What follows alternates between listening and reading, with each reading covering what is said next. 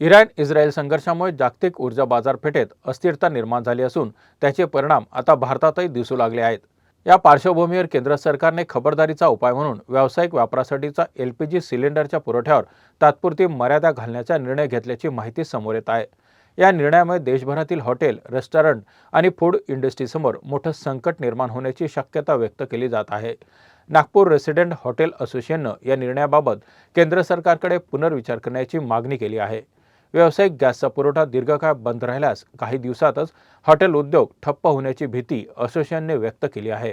Hotel, restaurant आणि food व्यवसाय मोठ्या प्रमाणावर एलपीजीवर अवलंबून असल्यानं या निर्णयाचा थेट परिणाम उद्योगावर होऊ शकतो। दरम्यान तेल कंपन्यांनी डीलर्सना पाठवलेल्या संदेशात स्पष्ट केलं आहे की युद्धजन्य परिस्थितीमुळे कमर्शियल वापरासाठीचा गॅस पुरवठा पुढील सूचनेपर्यंत थांबवण्यात येत आहे। तसेच डीलर्सना सध्या सिलेंडर घेण्यासाठी वाहने पाठवू नयेत अशा सूचना देण्यात आल्या आहेत। या पार्श्वभूमीवर राज्य सरकारनं केंद्र सरकारशी चर्चा करून हॉटेल आणि रेस्टॉरंट उद्योगासाठी काही मधला मार्ग काढावा अशी मागणी उद्योग संघटनांकडून करण्यात येत आहे।